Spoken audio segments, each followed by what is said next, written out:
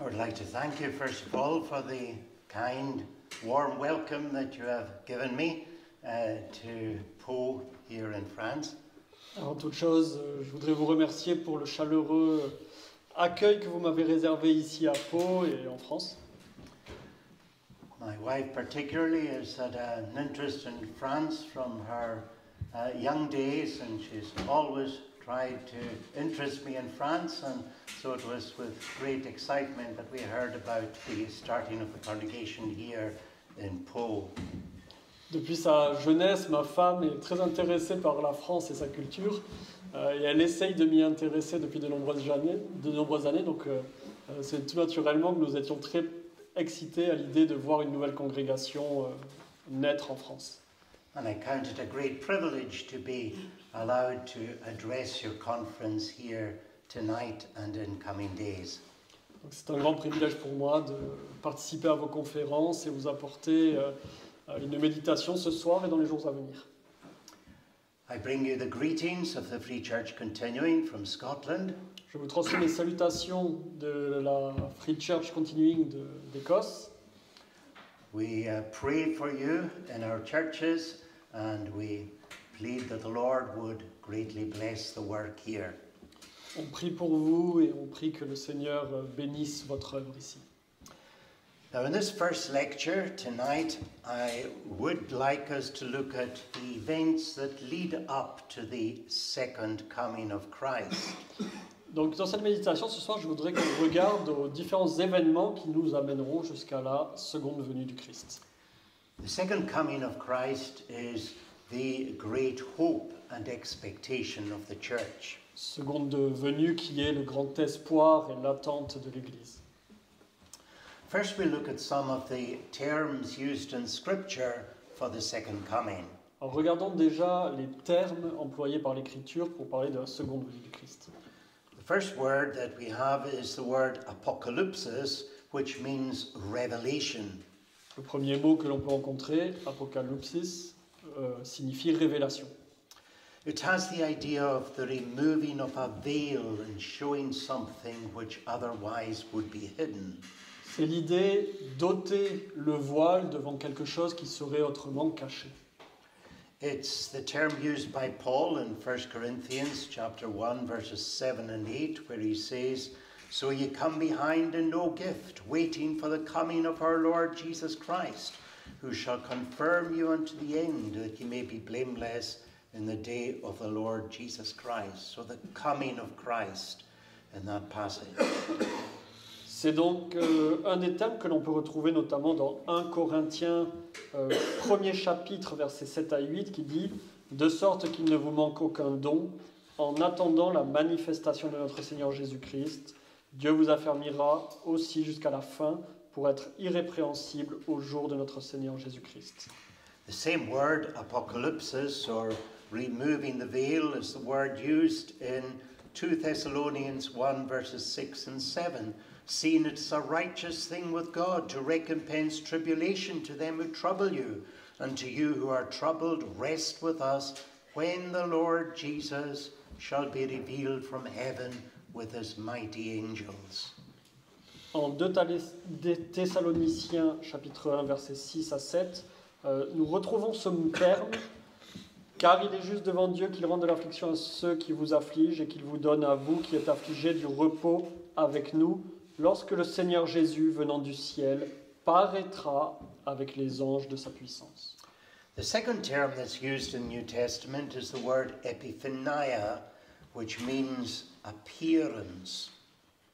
Nous trouvons un deuxième mot, epiphénaia, qui signifie apparition.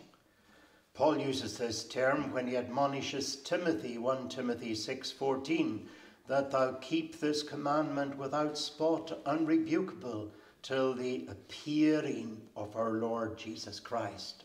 En 1 Timothée, chapitre 6, verset 14, nous trouvons ce terme, lorsqu'il est dit, l'apôtre Paul nous dit, de garder ses commandements, étant sans tache, sans reproche, jusqu'à l'avènement de notre Seigneur Jésus-Christ. And the third word that's used is parousia, which means coming, and it's used in Matthew 24, verse 27, "For as the lightning cometh out of the east and shineth unto the west, so shall the coming of the Son of Man be. Le troisième mot, c'est le terme parousia qui signifie venu.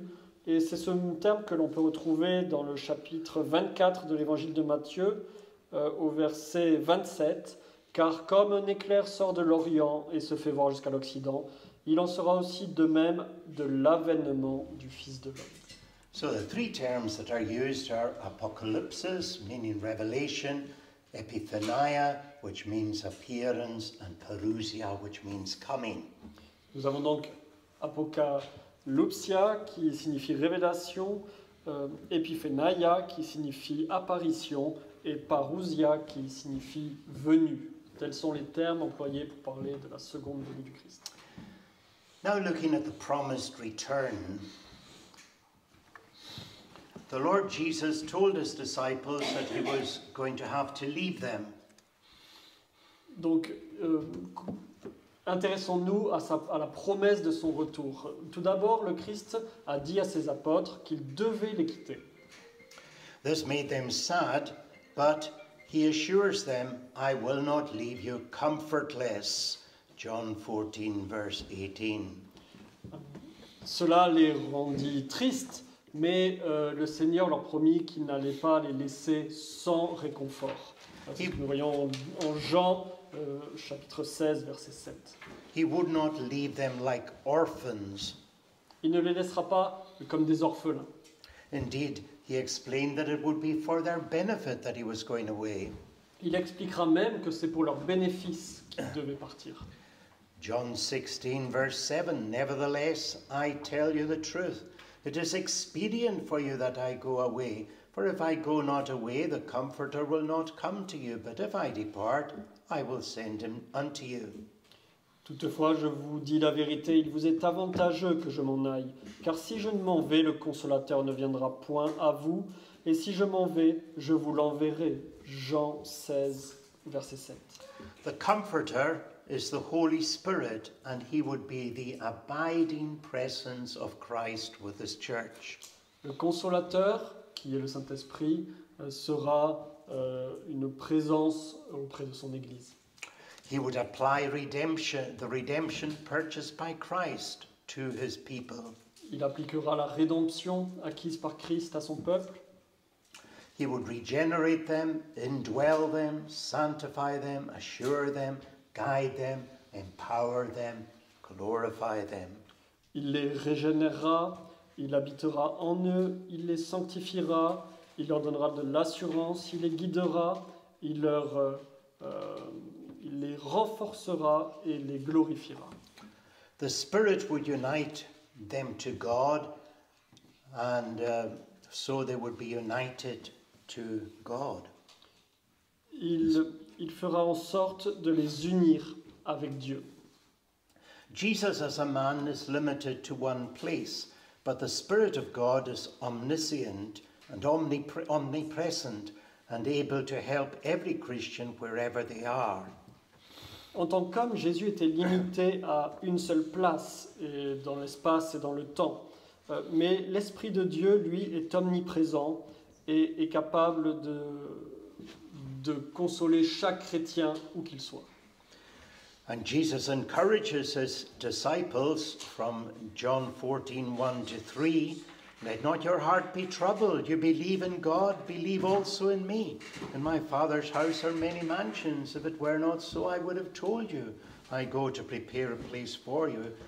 And if I go, I will come again and receive you to myself, that where I am, there you may be also. Le Seigneur réconfortait encore son Église en Jean 14, verset 3. Et quand je m'en serai allé et que je vous aurai préparé le lieu, je reviendrai et vous prendrez avec moi, afin qu'où je serai, vous y soyez aussi. So Christ here is assuring them that he will return. Ici, Jésus leur assure qu'il reviendra. On an earlier occasion he had warned them to be ready. Watch then, for you know not what hour your Lord doth come. Il les avertissait également de se tenir toujours prêts, car vous ne savez pas quand votre Seigneur reviendra. When he was tried before Caiaphas the high priest, he asserted, Matthew 26:84, "Hereafter ye shall see the Son of Man sitting on the right hand of power and coming in the clouds of heaven." Et même devant Caïphe, il affirmait, tu l'as dit, et même je vous dis que vous verrez ci-après le Fils de l'homme assis à la droite de la puissance de Dieu et venant sur les nuées du ciel. This caused the high priest to tear his garments and condemn Jesus as a blasphemer, but our Saviour is the only man who never blasphemed. Et cela poussa Caïphe à déchirer ses vêtements et à accuser notre Seigneur de blasphème, alors même qu'il est le seul homme qui n'ait jamais blasphémé. He spoke the truth, and he will come riding upon the clouds of heaven on the last day. Il disait la vérité, et la vérité est qu'il reviendra sur les nuées du ciel lors de son second retour. Following his ascension, while the disciples were still gazing up into the skies, into which their Lord disappeared, two angels stood by them in white clothes. Lorsqu'il monta au ciel et que ses disciples étaient toujours en train de lever les yeux pour voir l'endroit où il avait disparu, deux hommes se présentèrent à eux, deux anges. They said in Acts chapter 1, verse 11, "Ye men of Galilee, why stand ye gazing up into heaven? This same Jesus which is taken from you into heaven shall so come in like manner as ye have seen him go into heaven." Et ces deux personnes leur dirent, « Hommes galiléens, pourquoi vous arrêtez-vous à regarder au ciel? Ce Jésus qui a été enlevé d'avec vous dans le ciel en reviendra de la même manière que vous l'y avez vu monter. » Christ will one day return visibly and bodily, just as he ascended. Le jour viendra où Jésus apparaîtra de la même manière qu'il était monté, physiquement et visiblement. When will Christ come again? Alors quand reviendra-t-il? Down through the centuries, people have tried to predict when Christ would come. Au travers des siècles, beaucoup d'hommes ont voulu prédire la seconde venue du Christ. The Jehovah's Witnesses first predicted that Christ's second coming would be in 1878. Les témoins de Jéhovah, par exemple, prédirent son retour pour l'année 1878. When it didn't happen, they predicted it would be in 1881. Puis finalement, l'année étant passée, ils prédirent que ce serait pour 1881. When that didn't happen, they said it would be in 1914 and then 1918. Puis finalement, 1914, puis 1918. Then they said it'll be in 1925 and 1975, but they were obviously false prophets. Puis 1925, et puis enfin 1975, nous voyons une chose, c'est qu'ils étaient de faux prophètes. 30 years ago, much publicity was given to a man, Harold Camping, president of Family Radio and a well-known Bible teacher, who predicted that Christ would return in September 1994. Il y a quelques années de cela, il y eut par exemple un autre homme nommé Harold Camping, qui était le président de la radio Famille et qui était un prédicateur et un enseignant connu, qui lui aussi avait prédit que le Christ reviendrait en septembre 1994. He also was proved false. Et il fut démontré qu'il se trompait. In relation to his coming, the Lord Jesus made an interesting confession when he said, Matthew 24:36, "But of that day and hour knoweth no man, no, not the angels of heaven, but my Father only." À ce sujet, le Seigneur a fait une confession intéressante au verset 36 de Matthieu 24, puisqu'il dit « Pour ce qui est du jour et de l'heure, personne ne le sait, non pas même les anges du ciel, mais mon Père seul. » He is even more specific when he said in Mark 13:32, "But of that day and that hour knoweth no man, no, not the angels which are in heaven, neither the Son, but the Father." Et en Marc 13, au verset 32, il est même encore plus précis, puisqu'à la liste des gens qui ne connaissent pas le retour, il précise même « ni même le Fils ». If it could have been worked out from the scriptures, Jesus would have done that. S'il avait été possible, depuis l'Écriture, de définir la seconde venue du Christ, Jésus l'aurait fait. Jesus knew many things that we don't know. Jésus savait beaucoup de choses que nous ignorons. He is the Word of God and the greatest prophet there ever was, yet he tells us clearly that he, the Son of God, did not know the date of the second coming. Il est la parole de Dieu, le plus grand prophète que cette terre ait porté, et pourtant il nous affirme qu'il n'est pas possible de connaître le jour de son retour. As God, the second person of the Trinity, of course, he is omniscient and knows everything, but as a human being, he is limited. En tant que seconde personne de la Trinité, bien évidemment, il sait toutes choses, il est omniscient. Mais en tant qu'être humain, sa connaissance est limitée. He only knows what God, through the Spirit, chooses to reveal to him. Et il ne connaît que ce que Dieu, au travers de son esprit, lui révèle. And God had a purpose in concealing that date from him and also from us. Et Dieu avait un but en ne lui révélant pas cette date, ni à lui, ni à nous. In Matthew 25, verse 13, our duty is made plain. Watch therefore, for you know neither the day nor the hour wherein the Son of Man cometh. Ce que nous devons faire est clair. Veillez donc, car vous ne savez ni le jour ni l'heure à laquelle le Fils de l'homme viendra. Matthieu 25. We live in dangerous times. There are many false prophets around. Nous vivons des temps difficiles et dangereux où beaucoup de faux prophètes sont présents. In Old Testament times, when somebody prophesied a future event and it did not happen, that person was to be put to death. Deuteronomy 18:20-22. Dans l'Ancien Testament, un prophète qui parlait de la part de Dieu et dont la prophétie ne se réalisait pas devait être mis à mort selon la loi que vous pouvez trouver en Deutéronome chapitre 18, versets 20 à 22. Under the civil law of the time, it was regarded as a serious crime of deception to claim to be speaking for God, but to be telling lies. À cette époque, de parler au nom de Dieu, mais de dire des mensonges, était jugé comme un crime particulièrement odieux qui avait pour but de perdre les gens. Jesus also warned against the false prophets in Matthew 24:23-24. Then if any man shall say to you, Lo, here is Christ, or Lo, there, believe it not. For there shall be false Christs and false prophets, and shall show great signs and wonders, insomuch as if it were possible they would deceive the very elect. Et le Seigneur nous met en garde contre ces mêmes faux prophètes en Matthieu 24. Alors, si quelqu'un vous dit le Christ est ici ou il est là, ne le croyez point, car de faux Christ et de faux prophètes s'élèveront et feront de grands signes et des prodiges pour séduire les élus même s'il était possible. But it's not possible that the elect would be deceived. Mais ce n'est pas possible de perdre les élus. You have an unction from the Holy One and know all things, 1 John 2:20.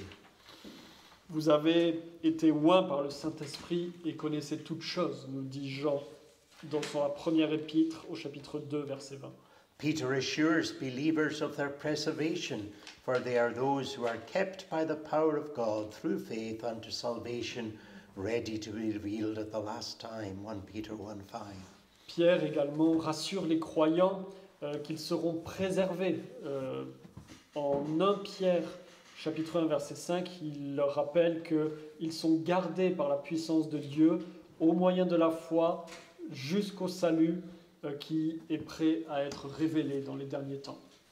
But then a question arises, was Christ mistaken as to the date of his returning again? Alors une question peut se poser, c'est est-ce que Jésus se trompait sur la date de son retour ? Liberal theologians think that Christ was mistaken in that he thought that he would return during the lifetime of his disciples. Nous certains théologiens libéraux ont pu avancer cette idée en estimant que Jésus lui-même pensait que son retour interviendrait durant la vie de ses apôtres. In Matthew 24, we are told of many great things which were to happen, including Christ's own return. En Matthieu 24, nous lisons toute une série d'événements qui sont censés intervenir avant son retour. In verses 34 and 35, he says, Verily I say unto you, this generation shall not pass till these things be fulfilled. Heaven and earth shall pass away, but my word shall not pass away. Et par exemple, nous pouvons lire au verset 34, « Je vous dis en vérité que cette génération ne passera point, que toutes ces choses n'arrivent. Le ciel et la terre passeront, mais mes paroles ne passeront point. » On the surface of it, this seems to imply that his return would take place during his lifetime, or the lifetime of some of those present. Et alors, avec une lecture superficielle, nous pouvons en déduire que le retour du Christ interviendra durant sa vie ou durant la vie de ceux qui l'écoutent en tout cas. However, we totally reject liberal theology and its unbelief in suggesting that Christ was wrong as to the date of his return. Bien évidemment, nous rejetons la théologie libérale qui consiste à dire que Christ s'est trompé concernant la date de son retour. If Jesus made mistakes, he's not the Son of God and he cannot save us. S'il fait des erreurs, si le Christ fait des erreurs, il n'est pas le Fils de Dieu et dès lors il ne peut pas nous sauver. If his prediction of certain events was wrong, we cannot trust him in anything that he said. Si il a tort sur certains événements, alors rien ne nous garantit qu'il n'ait pas tort sur d'autres choses. Et dès lors, nous ne pouvons pas avoir confiance en lui. As real Christians, therefore, our starting point is the infallibility of Christ and of the Scriptures. Mais à l'inverse, le point important du christianisme est l'infaillibilité du Christ et dès lors de son écriture, de l'écriture. But how then are we to understand Jesus' teaching in Matthew chapter 24? Alors comment entendre l'enseignement du Christ en Matthieu 24? Some evangelicals follow what is called the preterist understanding of this chapter. Certains chrétiens adoptent un point de vue qu'on appelle prétériste sur ce chapitre. For them, everything that's prophesied in Matthew 24 and Mark 13 and Luke 21 has actually happened already. Pour eux, tout ce que vous lisez en Matthieu 24, de même qu'en Marc 13 ou en Luc 21, est déjà arrivé.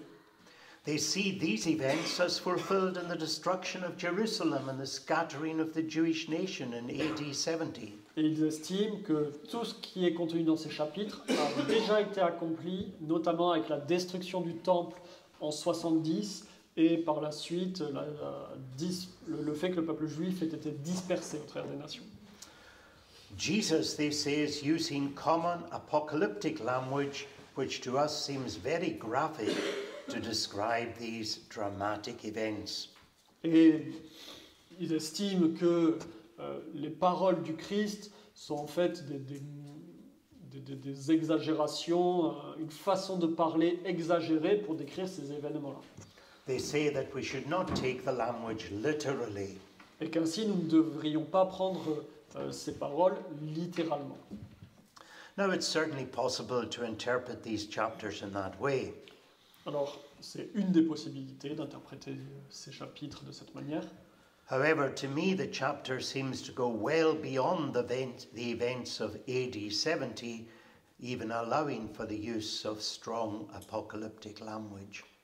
Mais pour moi, ces chapitres vont bien au-delà de l'an 70 et de la destruction du temple. Nous le voyons aussi dans l'utilisation d'un langage apocalyptique très particulier. Others interpret this chapter in a partly preterist way. Certains interprètent seulement une partie de ce chapitre comme les prétéristes le font. A preterist is one who holds that the prophecies of the Bible about end times have already been fulfilled. Alors un prétériste, qu'est-ce que c'est? C'est quelqu'un qui dit que les prophéties de la fin des temps ont déjà été accomplies. Those who take it in a partly preterist way divide the chapter 24 at the end of verse 35. Ceux qui regardent ce chapitre avec un point de vue en partie prétériste font une division de ce chapitre à partir du verset 35. What happened before verse 36 was regarded as the destruction of Jerusalem, but then verses 36 to the end of the chapter describe the end of the world. Et ce qu'ils disent, c'est que du chapitre 1 du verset 1 au verset 36, tout ce qui est inscrit dedans est déjà accompli, avec notamment la destruction du temple et la dispersion du peuple juif. Après le verset 35, à partir de 36, on parle de la fin des temps tels qu'on l'entend plus traditionnellement. The language, however, even in the part before verse 36, does seem to go beyond what happened in the destruction of Jerusalem, dramatic though that event was. Mais j'affirme que ce que je disais du langage apocalyptique, qui va au-delà de la simple destruction du temple, se trouve déjà dans les versets 1 à 35. Look at verses 30 to 31. Surely they are describing the second coming, where it says, "And then shall appear the Son of Man in heaven, and then shall all tribes of the earth mourn, and they shall see the Son of Man coming in the clouds of heaven with power and great glory. And he shall send his angels with a great sound of a trumpet, and they shall gather together his elects from the four winds, from one end of heaven to the other." Surely that refers to the end of the world. Si nous lisons par exemple les versets 30 à 31, « Alors le signe du Fils de l'homme paraîtra dans le ciel. Alors aussi toutes les tribus de la terre se lamenteront en se frappant la poitrine, et elles verront le Fils de l'homme venir sur les nuées du ciel avec une grande puissance et une grande gloire. Il enverra ses anges avec un grand son de trompette, et il rassemblera ses élus des quatre vents, depuis un bout des cieux jusqu'à l'autre bout. » Ces passages se réfèrent à la fin des temps, et non pas uniquement à la destruction de Jérusalem. Others argue that this generation shall not pass refers to the evil and adulterous generation, to an evil and adulterous generation like the one that was then present.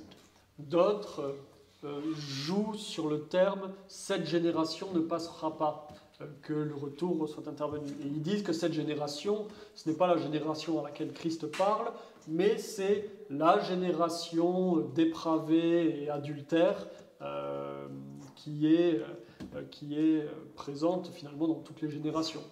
This type of generation will not pass till all is fulfilled, and this type of generation is still with us today. Et c'est finalement le type de génération qui sera la témoin du retour du Christ, et pas uniquement la génération qui était à l'époque, mais toutes les générations qui étaient adultères et dépravées, comme l'évoque le Seigneur.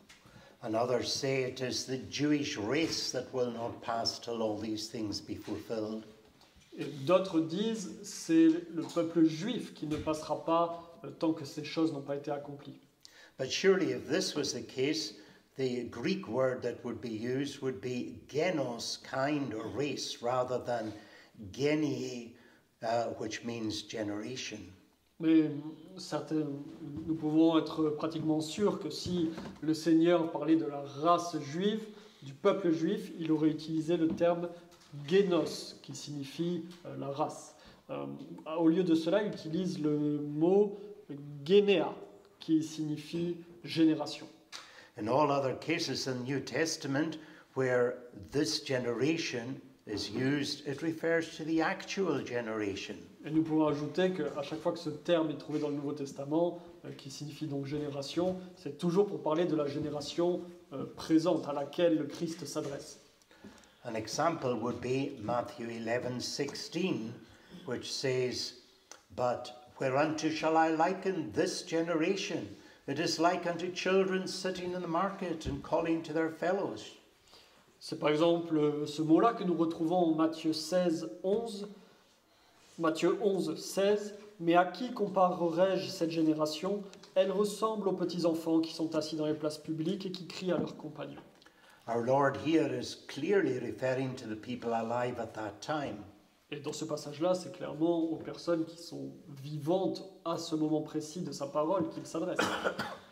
Another example of the use of the word genia is in Matthew 12, verse 42. The Queen of the South shall rise up in judgment with this generation and shall condemn it, for she came from the uttermost parts of the earth to hear the wisdom of Solomon, and behold, a greater than Solomon is here. Dans le même sens, la reine du Midi s'élèvera au jour du jugement contre cette génération et la condamnera, car elle vint d'un pays éloigné pour entendre la sagesse de Salomon, et il y a ici plus que Salomon. So here Jesus is talking evidently about those who are actually alive in his day on earth and hearing him. Donc tous ces versets montrent que le mot génération est utilisé par Jésus lorsqu'il s'adresse à la génération à laquelle il parle. Coming then to a sound explanation of Matthew 24. Alors quelle est la bonne manière de comprendre Matthieu 24 ? The best way to understand this chapter is to go back to the original questions that Jesus was asked at the beginning of the chapter. Le meilleur moyen de comprendre ce chapitre, c'est de revenir aux questions auxquelles le Seigneur répond. The chapter begins with the disciples showing our Lord the temple. Le chapitre commence avec les disciples montrant au Seigneur leur temple. Regardez le temple. They were obviously very proud of the beautiful buildings. Et ils étaient fiers de ce bâtiment. Jesus says in verse 2, "See ye these things? Verily I say unto you, there shall not be left one stone upon another that shall not be thrown down." Et au verset 2, Jésus leur dit, « Ne voyez-vous pas tout cela ? Je vous dis en vérité qu'il ne restera ici pierre sur pierre qui ne soit renversée. » That must have shocked the disciples. Cela devait être un choc pour les disciples. It left a question in their minds. Et une question leur est apparue dans leur esprit. Later, as he was resting on the Mount of Olives, looking toward Jerusalem, the disciples came to him privately, saying, "Tell us, when shall these things be, and what shall be the sign of thy coming and the end of the world?" Verse 3. Et nous voyons au verset 3 que ces choses-là les faisaient se questionner et qu'en privé, sur la montagne des Oliviers, alors qu'ils avaient une vue sur Jérusalem, ils demandèrent à Jésus, « Dis-nous quand ces choses arriveront et quel sera le signe de ton avènement et de la fin du monde ?» It's important, therefore, to notice that Jesus is here asked two different questions. Et il y a une chose importante à voir dans ce verset, c'est qu'il y a en réalité deux questions qui sont posées. First, he's asked, "When will the temple be destroyed?" Première chose, dis-nous quand ces choses arriveront, c'est-à-dire quand est-ce que le temple sera détruit. Then he's asked a second question, "What shall be the sign indicating his second coming and the end of the world?" Et la deuxième question, quel sera le signe de ton avènement, de sa deuxième venue et de la fin du monde? So it's in answering the first of these questions that he replies that this generation will not pass till the temple is destroyed, and all these things connected with that be fulfilled. Et ainsi, dès lors que nous voyons parler de ces choses qui doivent arriver du vivant de cette génération, ces choses-là se réfèrent à la première question. Quand est-ce que le temple sera détruit du vivant de cette génération? The other things he says in this chapter are an answer to the second question regarding the end of the world. Maintenant, les autres passages qui nous semblent beaucoup plus apocalyptiques sont en réalité une réponse à cette deuxième question. Quel sera le signe de ton retour et de la fin du monde?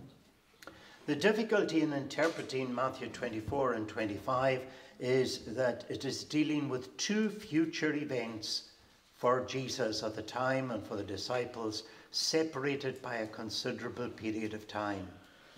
Et la difficulté d'interprétation de ce chapitre 24 mais aussi 25, c'est que le Seigneur répond en un seul chapitre à deux questions, deux événements qui sont séparés par une période de temps extrêmement longue.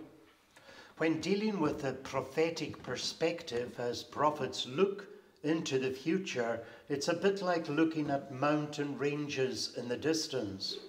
Et lorsqu'on considère les visions prophétiques qu'a Jésus, mais d'autres prophètes, on pourrait en donner l'image de deux montagnes, une derrière l'autre. There are in fact two ranges separated by many miles, but they just look like one range till you come near to them. Lorsque vous regardez les deux montagnes, l'une derrière l'autre, que vous êtes suffisamment loin, elles vous semblent se coller immédiatement. Mais en réalité, lorsque vous atteignez le sommet de la première montagne, vous pouvez constater que jusqu'à la seconde, il y a des milliers de kilomètres ou des centaines de kilomètres qui les séparent. The same thing is found with the Old Testament prophets in looking into the future. C'est un peu la même chose pour les prophètes de l'Ancien Testament lorsqu'ils regardaient le futur. They see some things connected with the first coming of Christ and some things connected with the second coming, but both being in the future, they are somewhat mingled together. Les prophètes de l'Ancien Testament voyaient des choses concernant le Christ et ils voyaient des choses concernant sa première venue. Ils en voyaient aussi concernant sa deuxième venue, mais pour eux, ces choses leur paraissaient quelque peu mêlées. So at one time, the prophets are talking of both the first coming of Christ and the second coming of Christ. Et c'est ainsi que vous trouvez des prophètes qui vous parlent dans la même phrase de la première venue et de la seconde venue du Christ. So it is with Christ here in describing future events. Et c'est la même chose donc dans ce chapitre-là. In some points, he is clearly referring to the destruction of Jerusalem, and then he turns to describe the end of the world. And then he comes back to the destruction of Jerusalem again, both events which were in the future to them. Et il y a donc des allers-retours. Tantôt il parle de la destruction du temple, tantôt il parle de la fin du monde et de son retour, et il fait des allers-retours entre ces deux événements qui sont tous les deux situés dans le futur. When Jesus says, "This generation shall not pass till all these things be fulfilled," he is obviously answering the first question of the disciples, referring to the destruction of Jerusalem, when not one stone would be left standing upon another. Et donc lorsqu'il parle de ces choses qui arriveront, que cette génération ne sera pas passée, il se réfère à la destruction du temple, et il répond à cette question sur le temple. When the early Christians saw the approach of the, quote, abomination of desolation, that is, the Roman army with their worship of the emperor, they heeded the words of Christ. Lorsque les chrétiens, les premiers chrétiens, ont vu ce que l'Écriture appelle l'abomination de la désolation, qui est l'armée romaine, ils avaient à l'oreille ces paroles du Christ. Christ had said to them in verse 16, "Then let them which be in Judea flee to the mountains. And they fled from the city across the Jordan to Pella, and so escaped from the destruction of Jerusalem." Et ils avaient en mémoire cette parole du Christ que l'on retrouve dans ce passage, alors que ceux qui seront dans la Judée s'enfuient aux montagnes. Et on sait notamment, historiquement et de la tradition, que les chrétiens se sont enfuis dans une ville de montagne qui s'appelait Pella. So verses 15 to 20 clearly answer the first question with regard to the destruction of Jerusalem. Donc nous voyons que ce passage précisément, où le Seigneur leur commande de fuir, se réfère à la destruction du temple et de Jérusalem. However, in verse 14 and verse 27 and verses 30-31, he is obviously talking about his own second coming and the end of the world. Mais à l'inverse, si vous prenez les versets 14, 27 ou encore 30 à 31, vous y verrez plutôt de claires références à sa deuxième venue. In verses 34 and 35, he returns to the temple being destroyed and is clearly referring to the events of AD 70. Mais à l'inverse, versets 34 à 35, vous êtes de nouveau sur la destruction du temple et les événements qui auront lieu en 70. Again, in verse 36 onwards, he is talking about the end of the world. Au verset 36, qui suit directement ces deux versets-là, 34 à 35, il est de nouveau en train de parler de la fin des temps. Now, there are some other passages which seemingly are implying an imminent return of Christ. Il y a d'autres passages qui semblent faire état d'un retour imminent du Christ. In Matthew chapter 10, verse 23, we have the words, "But when they persecute you in one city, flee unto another. For verily I say unto you, ye shall not have gone over the cities of Israel till the Son of Man be come." Par exemple, en Matthieu 10, verset 23, vous lisez « Or, quand ils vous persécuteront dans une ville, fuyez dans une autre. Je vous dis en vérité que vous n'aurez pas achevé d'aller par toutes les villes d'Israël, que le Fils de l'homme ne soit venu. » Surely this teaches that Christ will return in the lifetime of the disciples. On pourrait se dire, c'est certain que ça enseigne que le Christ reviendra avant que ses apôtres ne soient décédés. But this coming refers to his coming in power in his own resurrection, and especially at Pentecost when he comes by his Spirit, equipping the church with a Spirit to fulfill the Great Commission. Mais en fait, le retour dont il est parlé dans ce verset-là, c'est son retour après la résurrection, et encore plus au moment de la Pentecôte, où l'Esprit sera répandu avec puissance pour aller convertir Israël. The disciples, in the time that remained for them until his death, resurrection, and Pentecost, will not have been able to evangelize every town in Israel. Et ses disciples, entre sa mort, sa résurrection et la Pentecôte, n'ont pas eu le temps d'évangéliser toutes les villes d'Israël. Jesus said in Matthew 10, verses 5 and 6, "Go not into the way of the Gentiles, and into any city of the Samaritans enter ye not, but go rather to the lost sheep of the house of Israel."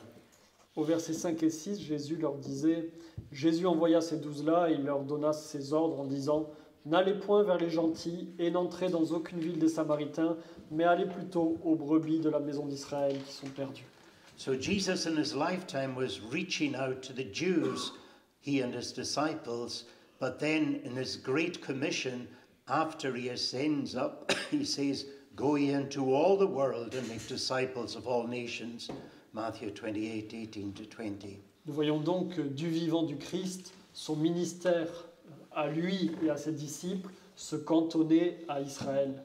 Mais après sa résurrection, c'est là où il donna la grande commission en disant « Allez jusqu'aux extrémités du monde et faites des disciples ». Similarly, we have the words of Christ in Mark chapter 9, verse 1. "And he said unto them, Verily I say unto you, that there be some of them that stand here which shall not taste of death, till they have seen the kingdom of God come with power." Dans cette même idée d'un retour du Christ imminent que certains semblent voir, nous voyons en Marc 9, verset 1, « Je vous dis en vérité qu'il y en a quelques-uns de ceux qui sont ici présents qui ne mourront point, qu'ils n'aient vu le règne de Dieu venir avec puissance. » This passage is immediately followed by the account of the transfiguration, in which the veil that has been over Christ's glory is lifted slightly, and the kingdom and glory of Christ is partly revealed. Mais ce passage, si nous le prenons dans le contexte de l'entier chapitre, se réfère en fait à la transfiguration du Christ qui va suivre ce verset et qui est finalement un petit bout du voile qui est levé sur la vraie nature de Christ, sa nature divine, et sur le règne de Dieu à venir avec puissance, qui est indiqué dans ce verset. But the kingdom of Christ came with power in the resurrection of Christ from the dead, and particularly in the pouring out of his Spirit on the day of Pentecost. Et nous disons d'ailleurs que le règne de Christ est venu aussi avec puissance au moment de sa résurrection, également au moment de la Pentecôte. Ce sont autant d'accomplissements de ce verset sans qu'il ne soit question de son second retour. Now another important question. Should we expect that Christ might return any day? Une autre question très importante, devons-nous nous attendre à ce que Jésus revienne à n'importe quel moment? Jesus said his return would be as it was in the days of Noah. Jésus a dit, mon retour se fera comme à l'époque de Noé. At that time they were eating and drinking, marrying and giving in marriage until the day that Noah entered the ark, and did not realize what was happening till the flood came and carried them all away. Nous savons qu'à cette époque, les gens mangeaient, buvaient, se mariaient et ne réalisèrent pas ce qu'il était en train de se passer jusqu'à ce que Noé rentra dans l'arche et ferma la porte. And Jesus says in Matthew 24:42, "Watch therefore, for ye know neither the day nor the hour when the Lord doth come." Et Jésus, à ce sujet, dira en Matthieu 24, verset 42, « Veillez donc, car vous ne savez pas à quelle heure votre Seigneur doit venir. » It was the same in the days of Lot. Luke 17:28-29. Likewise also, it shall be in the days of Lot. They shall eat, they drink, they bought, they sold, they planted, they builded. But the same day that Lot went out of Sodom, it rained fire and brimstone from heaven and destroyed them all. Le Seigneur compare également ce temps au temps de Lot. En Luc 17, il nous dit que du temps de Lot, on mangeait, on buvait, on achetait, on vendait, on plantait, on bâtissait. Mais le jour que Lot sortit de Sodome, il plut du ciel, du feu et du soufre, qui les fit tous périr. Versets 28 à 29. And Jesus warns, remember Lot's wife, how she perished. Et le Seigneur nous avertit, souvenez-vous de la femme de Lot, comment elle périt. The Lord Jesus will come as a thief in the night. Il viendra également comme un larron dans la nuit, nous dit l'Écriture. Therefore be ye also ready, for in an hour that ye think not, the Son of Man cometh. Alors soyez prêts, parce que le Fils de l'homme peut revenir à n'importe quelle heure. But then Christ can come in two ways. He can come either with death, calling us away from this life, or in the second coming, ushering in the resurrection and the final judgment. Mais le Seigneur peut revenir de deux manières, si on peut dire. D'une part, par la mort du croyant, qui nous entraîne à la rencontre du Christ, ou alors lors de son second retour à proprement parler. Paul speaks clearly of Christ's return in 1 Thessalonians chapter 5 and verses 1 and 4. But of the times and seasons, brethren, ye have no need that I write unto you. For you yourselves know perfectly that the day of the Lord so cometh as a thief in the night. For when they shall say peace and safety, then sudden destruction cometh upon them, as travail upon a woman with child, and they shall not escape. But ye, brethren, are not in darkness, that that day should overtake you as a thief. En 1 Thessaloniens 5, versets 1 à 4, Paul parle clairement du retour du Christ, où il nous dit « Pour ce qui regarde les temps et le moment, vous n'avez pas besoin, mes frères, qu'on vous en écrive, car vous savez bien vous-même que le jour du Seigneur viendra comme un larron qui vient la nuit. Car quand ils diront paix et sécurité, alors une ruine subite les surprendra comme les douleurs surprennent une femme enceinte, et ils n'échapperont point. Mais quant à vous, mes frères, vous n'êtes point dans les ténèbres pour être surpris par ce jour-là, comme on le serait par un voleur. » Paul had often referred to Christ's return. Paul se réfère souvent au retour du Christ. The Thessalonians were well aware of it. Les Thessaloniens étaient bien informés de ce retour. They would not be sleeping but watching for the return of Christ. Ils n'étaient pas endormis, mais ils veillaient dans l'attente du retour du Christ. The day of the Lord, that is the day of his return and judgment, will come suddenly and take many by surprise. Le retour du Christ pour le grand jugement viendra subitement et en prendra beaucoup par surprise. Peter also explained what was going to happen in 2 Peter chapter 3 verses 10 to 12. But the day of the Lord will come as a thief in the night, in which the heavens shall pass away with a great noise, and the elements shall melt with fervent heat. The earth also and the works that are therein shall be burned up. Seeing then that all these things shall be dissolved, what manner of persons ought ye to be in all holy conversation and godliness, looking for and hasting unto the coming of the day of the Lord? Sur ce jour, Pierre nous dit en 2 Pierre 3, 10 à 12, « Mais le jour du Seigneur viendra comme un larron vient durant la nuit. Et en ce jour, les cieux passeront avec le bruit d'une effroyable tempête, et les éléments embrasés seront dissous, et la terre sera entièrement brûlée avec tout ce qu'elle contient. Puis donc, que toutes ces choses doivent se dissoudre, quelles ne devez-vous pas être par une sainte conduite et par des œuvres de piété? En attendant, et on vous attend pour la venue du jour de Dieu, auquel les cieux enflammés seront dissous et les éléments embrasés se fondront.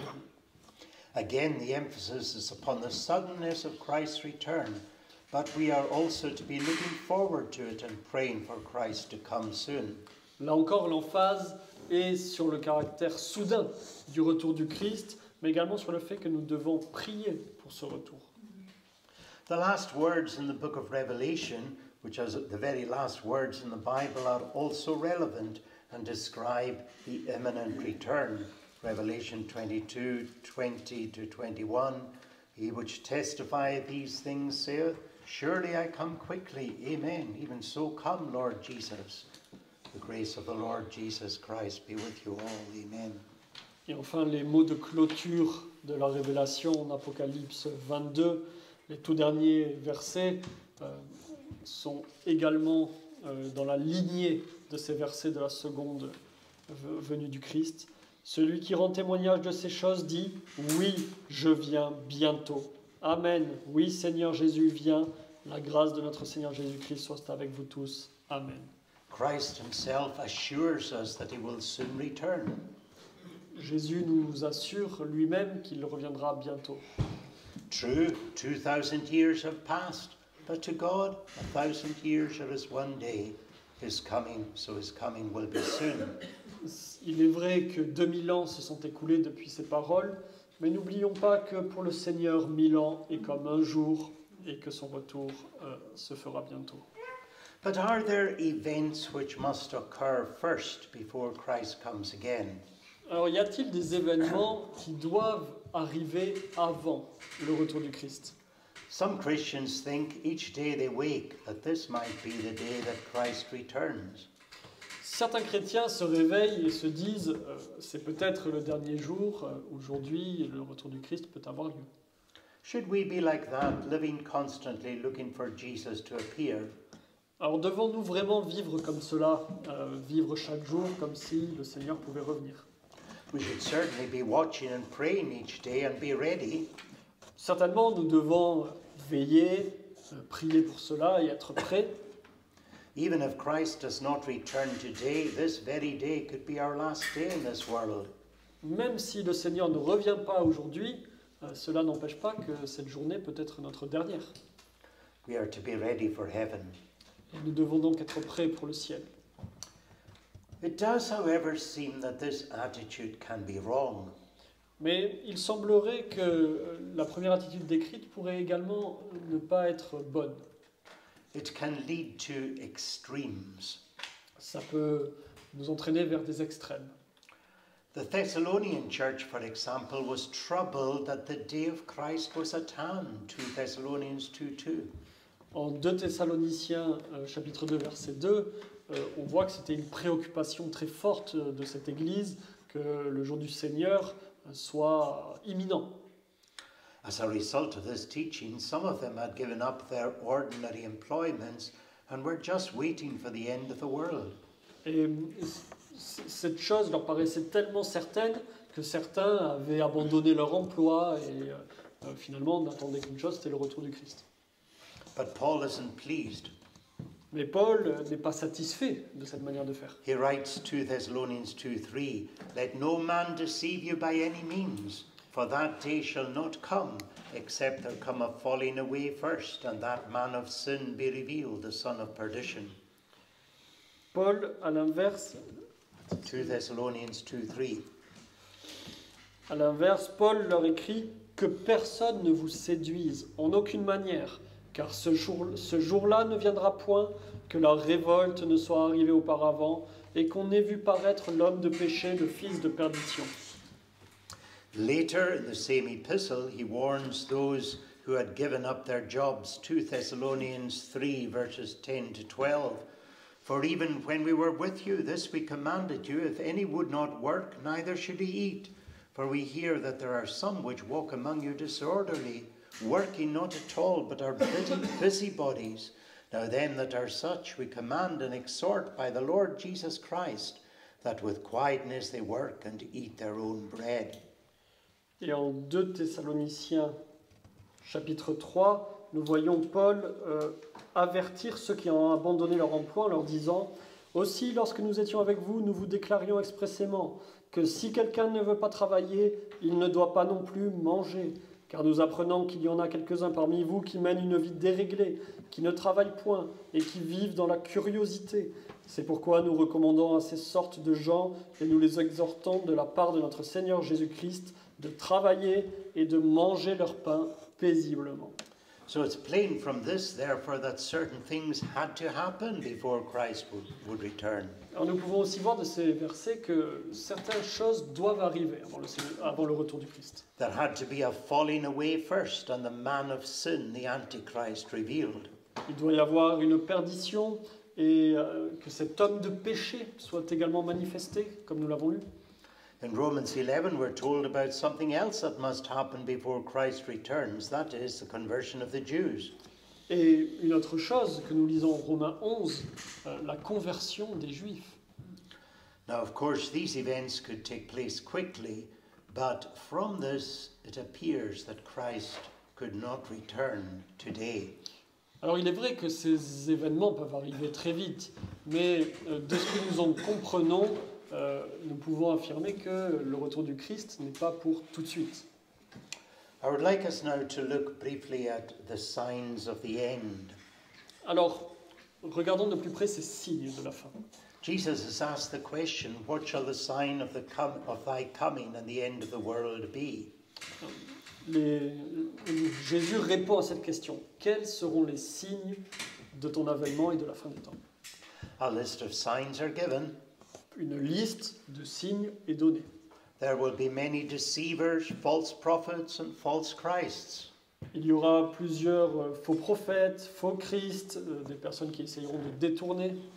There will be wars and rumors of wars. Des guerres et des rumeurs de guerre. There will be famines, pestilences, and earthquakes in many places. Des famines, des maladies, des tremblements de terre dans divers endroits. Christians will be tortured and killed and hated by all nations for the sake of their relationship to Christ. Les chrétiens seront torturés, seront mis à mort pour leur foi en Christ. Many will be offended, turning away from the faith and even betraying fellow Christians. Plusieurs abandonneront la foi et renonceront et même trahiront certains de leurs frères chrétiens. Many will apostatize. D'autres apostasieront. The gospel will be preached to all nations. Nous voyons aussi que l'évangile sera prêché à toutes les nations. And there will be great tribulation, Matthew 24, 4-28. Et nous voyons également qu'il y aura de grandes tribulations, Matthieu 24, des chapitres 4 à 28, des versets 4 à 28. These things must happen first before the end of the world, but in a sense, these things have already occurred. Ces choses doivent arriver avant la fin du monde, mais en un sens, ces choses sont déjà arrivées. Perhaps they will happen in a more extreme way in the future. Peut-être arriveront-elles de manière plus extrême dans le futur, mais nous pouvons dire que ces choses sont déjà là. We've made some reference already to the Antichrist, the man of sin, who Paul said would be revealed was not yet revealed in his day. Et nous avons parlé aussi, et lu des références à cet antichrist dont Paul nous dit qu'à son époque, il n'était pas encore révélé.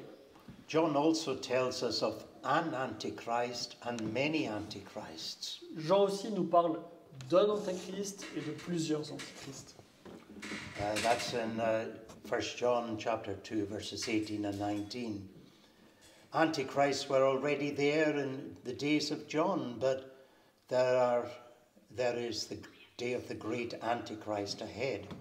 À l'époque de Jean, nous lisons dans sa première épître, Il était au courant qu'il y avait déjà des antichrists, mais il attendait lui aussi la venue d'un antichrist tout à fait particulier.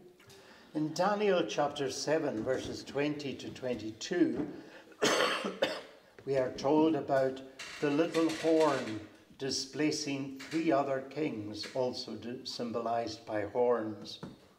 Nous voyons en Daniel 7, au verset 20 à 22, une petite corne venant remplacer 3 autres cornes qui symbolisent des rois. And of the other horns which came up before and before whom 3 fell, even of that horn that had eyes and a mouth and spake great things, whose look was more stout than his fellows, I beheld, and the same horn made war with the saints and prevailed against them until the Ancient of Days came.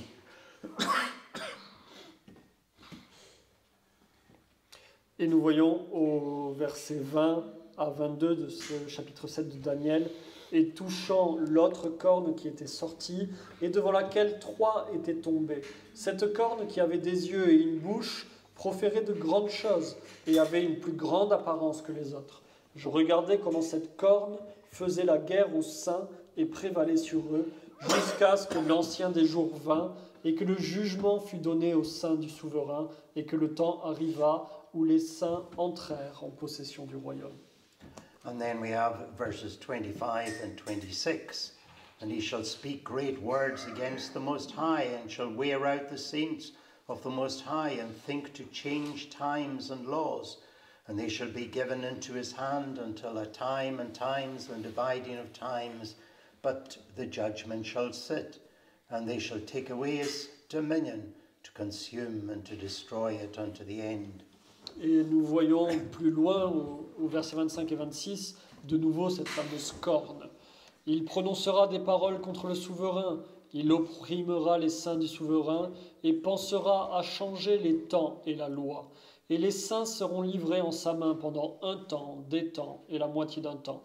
Puis viendra le jugement, et on lui ôtera sa domination pour la détruire et la faire périr jusqu'à la fin. The 10 horns seem to refer to the Roman emperors, but 3 of them are displaced by the little horn, which would seem to refer to the popes of Rome, who took over from the emperors and continued the power of Rome, and who spake great things of themselves and made huge claims, and who persecuted many of the saints of the Lord.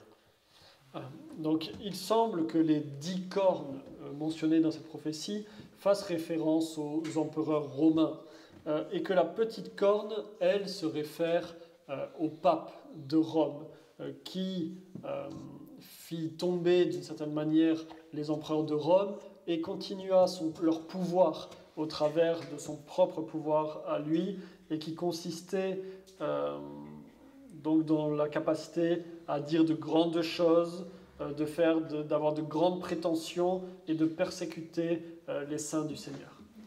This they did especially, this persecution around the time of the Reformation. Et nous voyons cette persécution d'une manière très concrète au temps de la Réforme.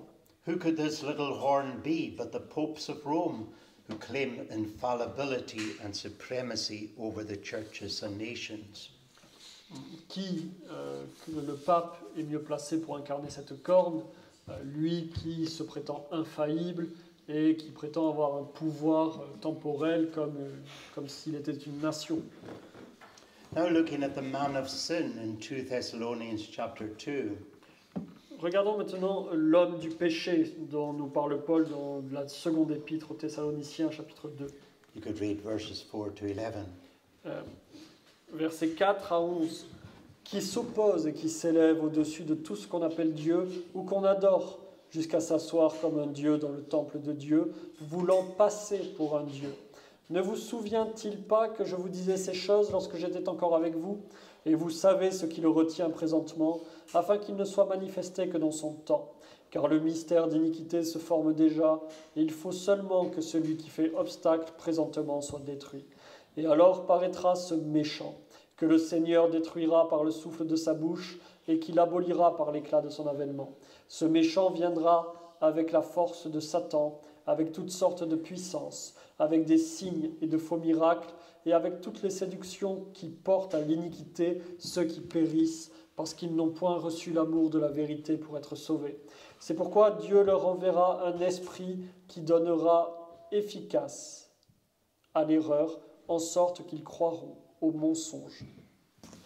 Different interpretations have been given of the man of sin or Antichrist. Plusieurs interprétations de cet homme de péché ou de l'Antichrist ont été données.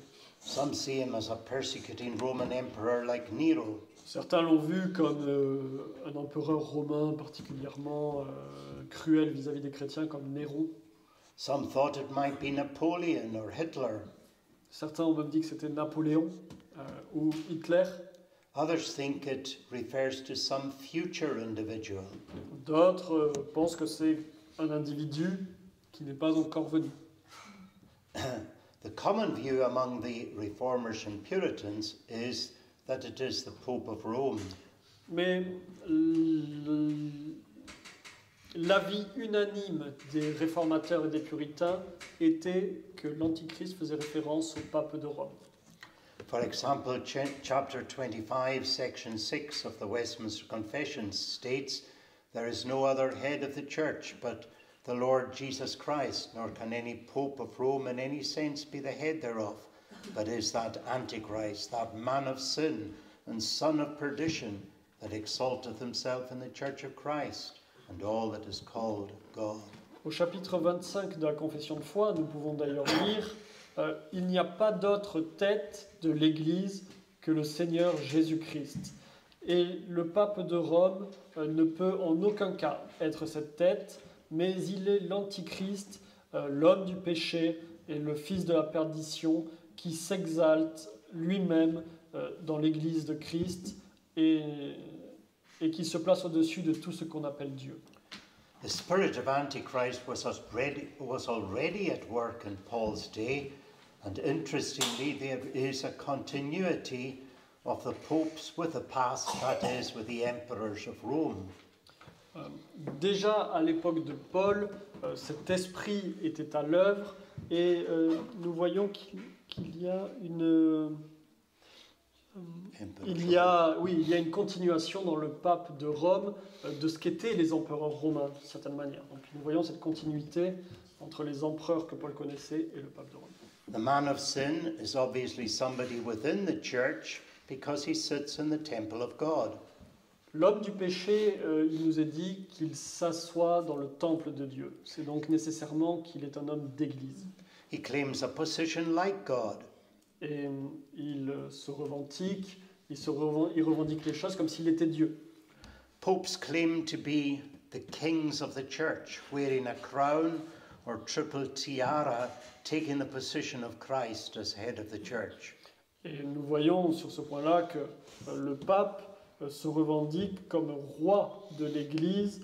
Il porte une couronne ou la triple tiare et qui prend position dans l'Église comme étant sa tête, ce qui est normalement la place réservée à Christ. Rome has been notorious for its fake miracles and lying wonders. Et Rome, l'Église de Rome a été très réputée pour ses faux miracles et ses faux prodiges. It deals in deception, and those who do not love the truth of God's word are led astray by the false teaching of the popes. Et nous voyons donc cette Église qui attire à elle tous ceux qui n'ont pas reçu l'amour de la vérité et qui sont amenés loin de l'Évangile. The book of Revelation tells us about the great whore, the mother of harlots, Revelation 17. Le livre de l'Apocalypse, au chapitre 17, nous donne une autre image qui est la grande prostituée. She's also described as a city, Babylon the Great. Elle est comparée également ou appelée la grande Babylone. She is drunk with the blood of the martyrs of Jesus. Elle est enivrée du sang des saints de Jésus. She is seated on a beast with 7 heads. Elle est assise sur une bête qui a 7 têtes. This is interpreted for us as the 7 mountains upon which the woman sits. L'interprétation qui est donnée de ces 7 têtes, c'est qu'elles correspondent à 7 montagnes sur lesquelles la femme est assise. Babylon was no longer a city in the first century, but Rome classically is the city built upon 7 hills. Babylone, à cette époque-là, n'existait plus. Et la seule ville d'ampleur qui était bâtie sur 7 montagnes, 7, le chiffre 7, c'était Rome. Peter is generally understood as writing from Rome when he sent greetings from the local church in 1 Peter 5:13. The church that is in Babylon elected together with you saluteth you, and so doth Marcus my son. Et nous voyons dans la première épître de Pierre, au chapitre 5, il est classique de dire que Pierre écrit depuis Rome. Et que dit-il au verset 13 ? L'Église qui est à Babylone et qui est élue avec vous, et Marc, mon fils, vous salue. Il est à Rome et il dit l'Église qui est à Babylone. This woman is further interpreted for us as that great city which reigneth over the kings of the earth, Revelation 17:18. En Apocalypse, nous voyons encore que cette femme est comparée à la grande cité qui règne sur les rois du monde. She makes war with the Lamb, but she is destroyed, Revelation 18:2. Babylon the great is fallen. En Révélation 18, nous voyons en Apocalypse 18, nous voyons qu'elle fait la guerre à l'agneau, mais qu'elle est détruite. Babylone la grande est tombée. She stands in stark contrast to the bride of Christ, which is the New Jerusalem. Et elle est en contraste avec l'épouse du Christ, qui est la nouvelle Jérusalem. Revelation 21, verse 2. And I, John, saw the holy city, New Jerusalem, coming down from God out of heaven, as a bride adorned for her husband. Et nous voyons en Apocalypse 21:2, et moi, Jean, je vis la sainte cité, la nouvelle Jérusalem, qui descendait du ciel d'auprès de Dieu, ornée comme une épouse qui s'est parée pour son époux. Traditionally, the Reformers and Puritans saw Babylon, the harlot, as representing the Roman Catholic Church. Là encore, les réformés et les puritains sont unanimes. La prostituée Babylone représente l'Église catholique romaine. Many modern Reformed theologians see it rather as representing the world in its enmity to Christ and His Church. Plusieurs théologiens réformés préfèrent y voir finalement le monde dans sa globalité, dans ce qu'il a d'opposé à Christ. But it is worth noticing how the harlot is distinguished from the kings or great men of the earth who committed fornication with her, and the merchants of the earth who are made rich through selling her merchandise, Revelation 18. Mais à l'inverse, nous voyons en Apocalypse 18 que la prostituée Babylone est très clairement distinguée, par exemple, des rois du monde qui ont commerce avec elle, qui se prostituent avec elle. Donc il y a deux entités différentes, le monde et la Babylone. The Roman Catholic Church martyred many millions of godly men and women, and yet claims to be the bride of Christ.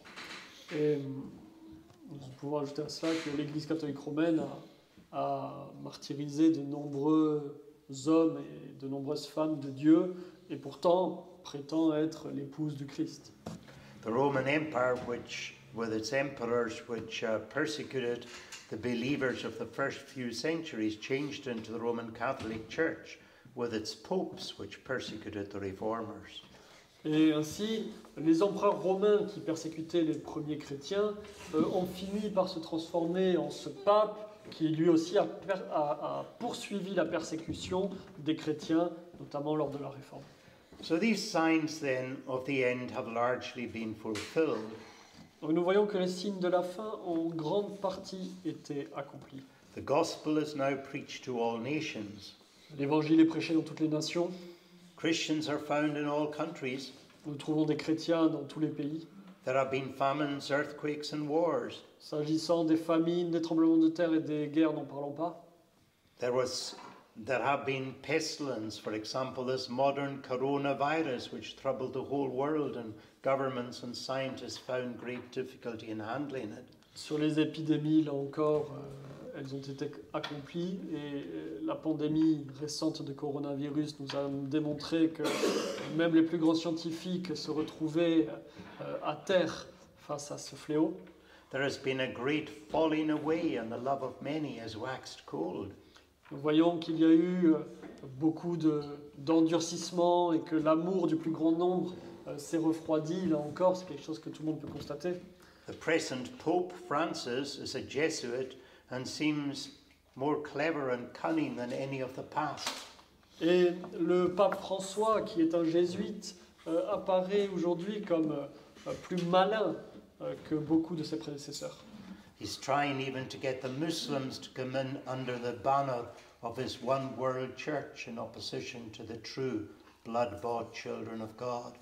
Il essaye par exemple de rallier les musulmans sous son Église universelle qui est opposée à l'Église que le Christ a rachetée avec son sang.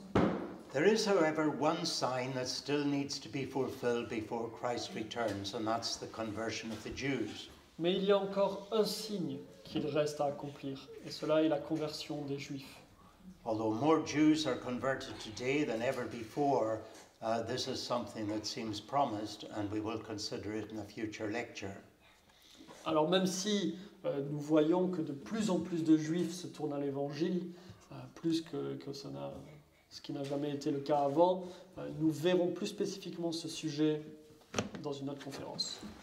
Following the conversion of the Jews, there will be a falling away and a brief spiritually dark period. Mais précédant cette conversion des Juifs, il y aura un court moment particulièrement sombre. Satan will be loosed out of his prison and gather the wicked together against the church of God. Revelation 20:7-9. En Apocalypse 20, versets 7 à 9, nous lisons que Satan sera relâché pour un temps de sa prison. There will be intense persecution, and the very existence of the church on earth will be threatened. Il y aura une persécution très forte et jusqu'à menacer l'existence de l'Église sur la terre. There will be the so-called Battle of Armageddon. Il y aura la bataille qui est appelée d'Armageddon. Then, at the point when the darkness is greatest, the Lord will return. Et au moment où les ténèbres seront les plus grandes, le Christ reviendra. He will judge all mankind and will cast the devil and his angels into the lake of fire and all those who side with him.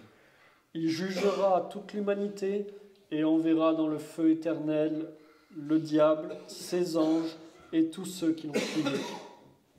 He will receive his children into heaven to glorify and enjoy him forever. Et il recevra ses enfants au ciel pour le glorifier et se réjouir en lui pour l'éternité. Thank you for listening. Merci d'avoir écouté.